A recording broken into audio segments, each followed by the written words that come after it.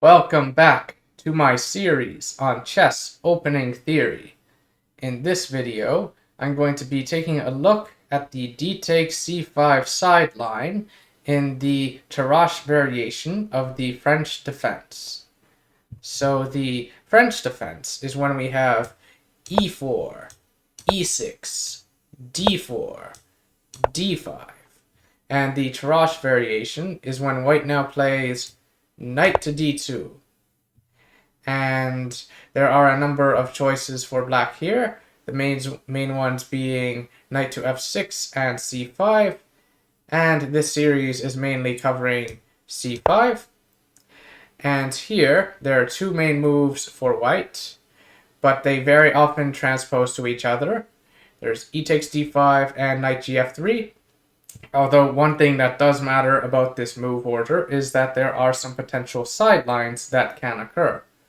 For example, with the knight gf3 sideline, with the knight gf3 move order, I should say, there is a potential sideline in the form of c takes d4, and if white plays e takes d5, then this is the position we had in the previous game, the previous video. But if white instead plays knight takes d4, then this is a new position. And, this would be, a sideline that can be obtained from the knight gf3 move order. So I might cover this at some point. I haven't fully decided yet.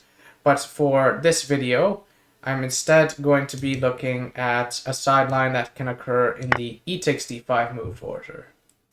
So black can take back with the pawn, but players these days don't often like that as much just because it often leads to an isolated queen pawn.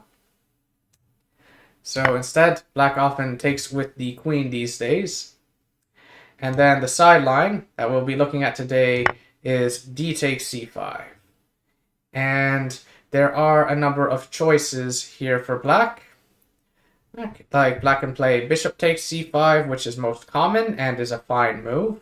If black plays bishop takes c5, then the game will very often continue knight gf3, knight f6, bishop c4, and black has a number of choices as to where they want to put their queen. Many moves have been played here. One thing I should note is that this position is not quite the same as the position in the previous game. If we go look at the previous game, pay attention to the positioning of the knight, the bishop, the queen, all this stuff. If we go back to that game, what we see is that in this position, after bishop c4 is played and black has these three main moves, there is no bishop on c5, there's the pawn on d4, and there is no knight on f6. So I just thought I should briefly mention that it is not the same position. However, this is not what happened in the game, but this is certainly very playable. So another choice that black has here is black could play queen takes c5. However, this does run into a potential problem, which is that it does give white the option of playing knight e4, which is a fine move.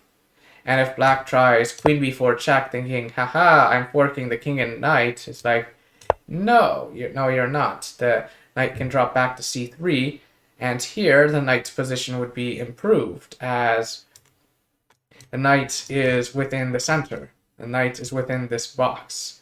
This box is generally where your pieces are strongest, and that is why, the players are often fighting over the center, because that's where the pieces control the most squares. Like notice on d2, the knight controls 2 less squares in total. And it's where the pieces can be the most flexible. It's much easier for the pieces to jump from one side of the board to the other when they are in the center. So this would essentially be improving white's knight. The reason why white played knight d2 on move 3 is because white might have wanted to avoid the Ivanov or the classical variation. But anyway, this is also not what happened in the game. Instead, what happened in the game is black played knight to f6, controlling the e4 square, and then black is going to take with their queen. And then in this position, White's main move that is played almost all the time, almost universally, is to just develop this knight. Like, hanging onto the pawn is not really such a good idea. And in fact, like, hanging onto the pawn with pawn to b4 is quite a terrible idea. Like, although if your opponent does do this, don't say no to a free rook. You know, free rooks are certainly nice. And let's see, the other main move in this position, really quick, is knight to here. However, this is not so great because black can just take away white's castling rights and just play against this pawn here. Like this is not really all that fun for white. Like this can be played. It is objectively equal, but in general, it's not really all that fun to lose your castling rights for a pawn. It's usually not worth it. Like black will often be able to, you know, get a good lead in development and win back the pawn at some point. So that's why that is often not played. Okay, so instead, after, like in this position, white played knight gf3, and black took with the queen.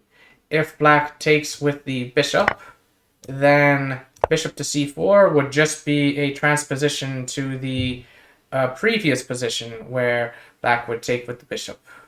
And black has a lot of potential moves for the queen, such as queen h5.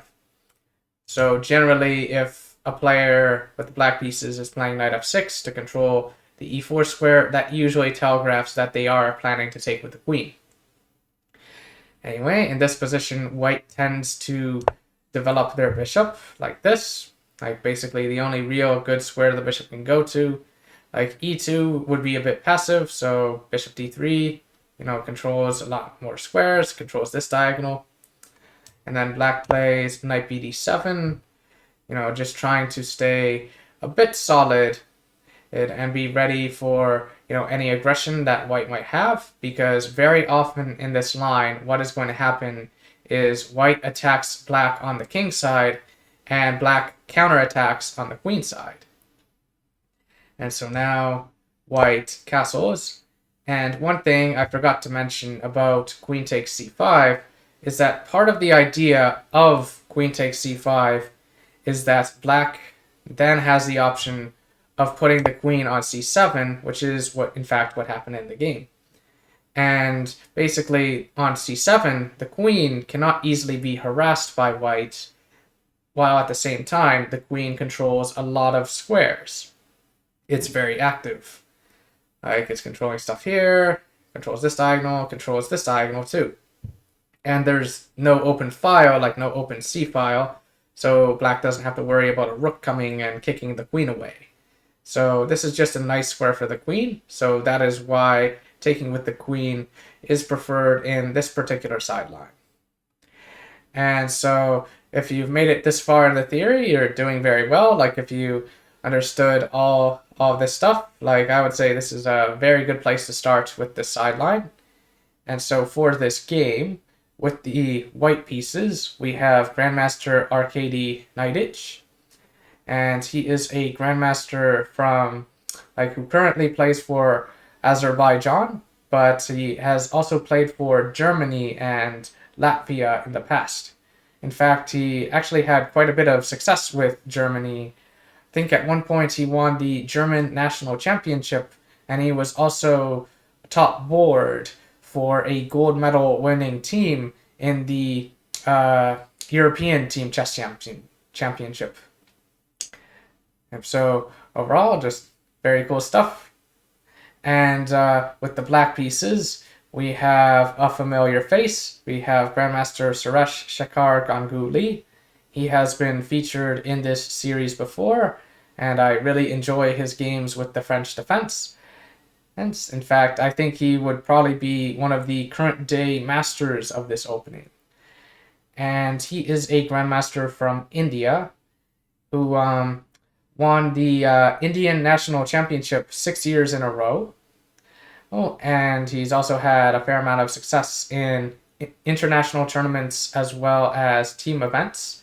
And it was also a second for the former world champion Vishy Anand. And this particular game was played at the Spanish Team Championships in 2015, and I believe that Grandmaster Ganguly was actually on the team that won the event. And we can certainly see why after we see this game. And so anyway, more information about the players and the event can be found in the video description. And now back to the game. So in this position, there are three main moves that are often played by white. Although this position is kind of rare since it is a sideline. Right? And so those moves are Queen E2, Pawn to A4, and Rook E1. Knight B3 has also sometimes been played, but this position overall is fairly rare. So I would say maybe just worry more about remembering the first 7 moves and then maybe study some games that feature, maybe these 3 moves. So A4 and Queen E2, these 2 moves, they are tied for first. But Rook E1 is best according to the engine and is in 3rd place. And so in this game, we will be seeing Pawn to A4. And the idea of Pawn to A4 is that white is getting ready to meet the move Pawn to B6 with Pawn to A5. And black might want to play Pawn to B6 because black might want to develop their bishop this way on this very long diagonal here, because the E6 pawn is kind of in the way, and black probably doesn't want to push this pawn as it might, weaken their king, which has yet to castle. So that's part of the idea of Pawn to A4. Of course, black hasn't yet committed to putting their bishop on this long diagonal, so black doesn't have to play B6 here. In fact, in this position, black played Knight to C5, and hitting this bishop. This bishop does not have many good squares to go to. If it goes to C4, that might end up tying this knight down a bit, and also it would just be attacking, this chain of pawns, which isn't really all that helpful. So white played bishop B5 check. Black played bishop to D7. And basically, black is actually quite happy to trade bishops here because black's light square bishop is kind of a problem piece, not just in this line, but in the French defense in general. So black is actually generally happy to trade away this bishop. And now white played a move that's very interesting, but turns out to not really work out so well. White played the move Rook A3, and part of the idea of Rook A3 is that white very often wants to go for a kingside attack, whereas black in this line will often be attacking on the queen side. So white is trying to lift their rook and get it into the game. But I don't really think this idea is all that great because I feel that white ends up wasting a fair amount of time moving their rook around. So black just plays bishop to E7. Been getting ready to castle kingside. Very principled stuff. White decides to trade now. Bishop takes D7. Black takes back with the knight. With a discovered attack on the rook. White moves their rook to C3, harassing black's queen. But that's okay. Queen comes to A5, hitting this pawn. And defending this pawn is actually a little bit tricky, because if white plays the move pawn to b3, then whoops, nope, that's not a good idea. So instead, white played rook to c4, moving their rook again. Black castles now. Very good idea to get the king to safety. White plays pawn to b3, and black plays pawn to a6, getting ready to play pawn to b5, which would again come with tempo on this rook. Like, if you can get your opponent to waste a lot of time, just maybe moving the same piece around a lot while you improve your position, while you're making moves that are working towards some sort of plan, in this case, striking on the queen side, That's black's plan. Black wants to activate this rook potentially, maybe bring the other rook to the queen side, that kind of stuff. Then that's generally a good idea, since chess is a game of tempo. Oh, so black now plays b5, hitting the rook, hitting this pawn. White does not have to take. In fact, white probably doesn't want to, because black would probably take back with the pawn, just activating this rook in the process. Maybe getting ready to play queen to a2, that kind of stuff. So anyway, rook comes to d4. Black's like, okay, I guess you don't want to take my pawn. I'll just put this here, put this rook on this file instead. Attack the weak backward c pawn over here. White plays knight to e4.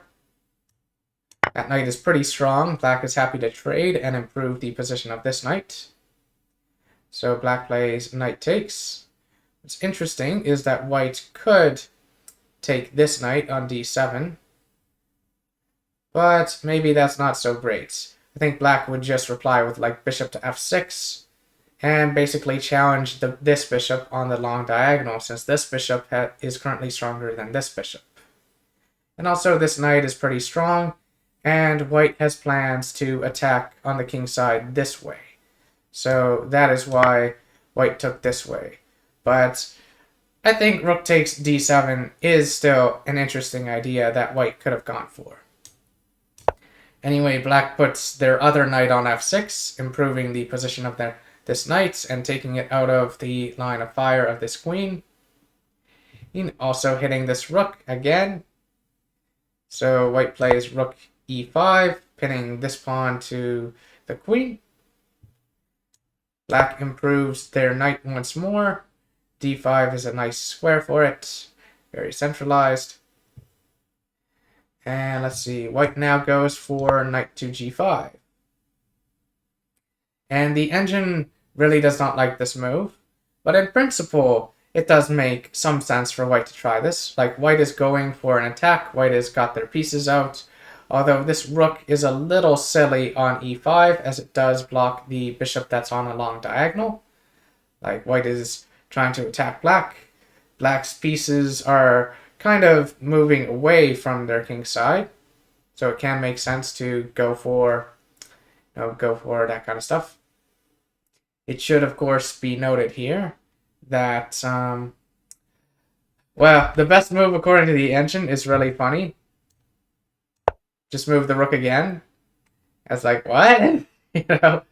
Do we have a repetition? Knight comes back, rook goes back to e5, knight goes back. Heck, is that what would happen? That kind of stuff. But anyway, back to this position. It should be noted that playing pawn to f6 would actually be a very serious mistake. It looks like, this might win some material, but this is not a good idea, because white can just take this knight over here, and then, if I recall correctly, black's best move is to take this knight, but that's really not so great with the weakened pawn structure.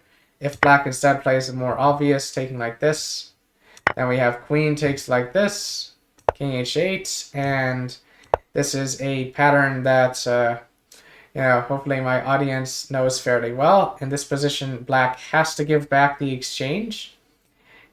Like, if black does not, if black plays here, then whoops. Oops, sorry about that. That is not correct. My mistake. That is not correct. No, this is how the game would end. This is the Philidor mate. Very important pattern. But so thus, in this position, instead of playing king g8, black must play this, and then white plays this, and then white is just very active here. Like, white would have a slight plus in this position, like plus 0.6. So I guess I shouldn't say that it's a serious mistake, but it's not good for black. I don't like this position. Like, an engine might think this is still somewhat playable, but I don't like this. I don't like that the queen is really nasty here, that this bishop is almost happy. It's almost happy. It's kind of tying this bishop down in a way, because there might be some ideas of playing bishop takes f6 at some point.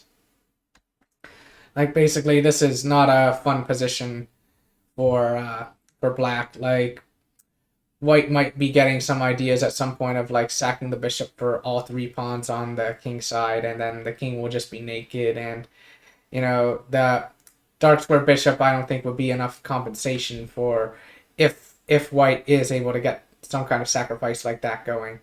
I mean, this just does not look fun. But anyway, that is not what happened in the game. Black did not play f6. Black did not make Ben Feingold very angry. Also, there's rook takes e6. I'm pretty silly. Rook takes e6 is a fine move as well. Like just attacking the knight like that. Should have mentioned that too. Anyway, in this position, black just played a much more principled move, much safer move. Queen c7. Just bringing this queen back into, like, back to the defense, and also getting ready to, you know, hit the pawn on c2 as well. So, let's see. In this position, white now play knight takes h7, which is a cool little idea, although it doesn't quite work. The main reason being that black does not have to take. If black does take, plays king takes h7, then we would have rook h5 check, king g8, and then this very cool idea by white, bishop takes g7, and black has to give back some material here because white is threatening to come in like this. So pawn to f5, bishop takes, and then maybe rook takes, for example. And according to the engine, this position is actually slightly better for black, but I think given that these are humans that are playing, this position does not look like fun, in my opinion. Like, black's king is just too exposed, and king safety is one of the most important things to look for in a given position. Like, king safety is more important than material generally.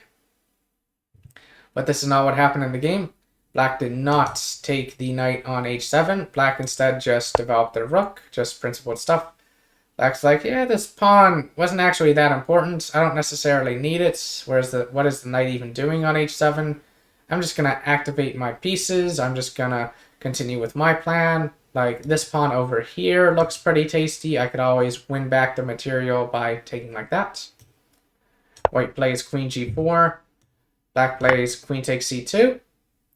Getting ready to, you know, potentially take this knight on h7. Also maybe bring the queen to g6 for some defensive duties, although black probably doesn't want to do that just because, what's it called, that would weaken the pawn structure quite seriously after a queen trade. So maybe I should not circle this, but main thing is just improving the position of the queen. Like, the queen over here is doing much more than the queen was over here. And these rooks are pretty cool. So overall, black's position is quite nice. Black is playing this very well. So white plays rook takes d5. And black's like, I could, you know, take this rook with my pawn. But there's just one problem with this. Can you spot it? Can the audience spot it? Just, you know, I don't think you need to pause the video for this. I'm just going to, you know, give you a slightly bit more time to see what's wrong with this. This is the reason. This is the reason. So, thing is, black doesn't have to take this rook. And in fact, black is pretty happy with this trade because this bishop is a monster. Black is happy to just get rid of it. So, in this position here, white now played the move rook to h5. And the engine really does not like this move. However, in my opinion, this is, you know, probably one of white's best tries in this position. In fact, the engine really does not believe in white's attack. The engine really likes the way that black has developed their pieces and stuff and feels that this knight is very silly over here. But the engine basically wants white to trade rooks, but I don't think this makes any sense just from a practical standpoint. I think that trading rooks would essentially be very similar to resigning, basically just giving up, being like, oh, my attack doesn't work, I might as well just, you know, try to survive or something. But no, I don't like that. I think rook h5 is a decent try. Like, white's just trying to keep things going. But black's attack is very fast. White is not the only one who is able to attack here. Black plays rook to c1. White plays pawn to g3. Black plays pawn to g6. Very cool idea. Yeah, basically trying to tie up white's pieces. Try to tie up this queen to pinning this pawn. Try to tie up this rook to defending this knight. Basically try to tie up everything. And like, this knight is actually basically trapped, because if the knight comes to g5, then we just take this rook. And this rook isn't doing too well either. Like, rook h6, there might be ideas of just, you know, king to g7, that kind of stuff. And it's just very hard to keep everything together here. So, white now played rook takes c1. Black, of course, took back with check. White played king g2. And if you want, you can now pause the video and try to find the final move of the game. And what move should black play in this position? How should black continue? It's not a very complicated move. It's more just the idea of understanding it. Understanding why this ended the game. I will reveal the move in 3, 2, 1. The move that black played, it's a very intuitive move. It's just rook d1, and white resigned here. And it is not hard to see why. It is not hard to see why white resigned in this position. Because black just has so many threats on white. Like, white's pieces are so tied up. They are stuck.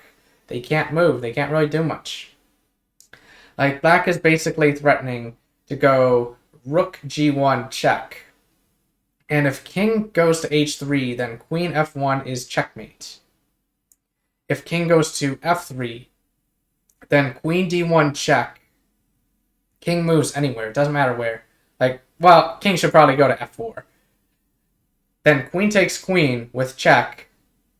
King takes queen. Pawn takes rook with check.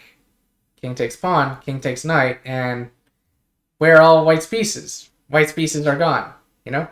Stuff like that. Like, basically, white has no way of dealing with all of this. Like, the best move, according to the engine, if I recall correctly, is actually just to play queen takes rook. And that is a very sad move to make here. Like, white is just busted. So it makes a lot of sense that white resigned here. Anyway, I hope that you enjoyed the game. Be sure to like, comment, and subscribe.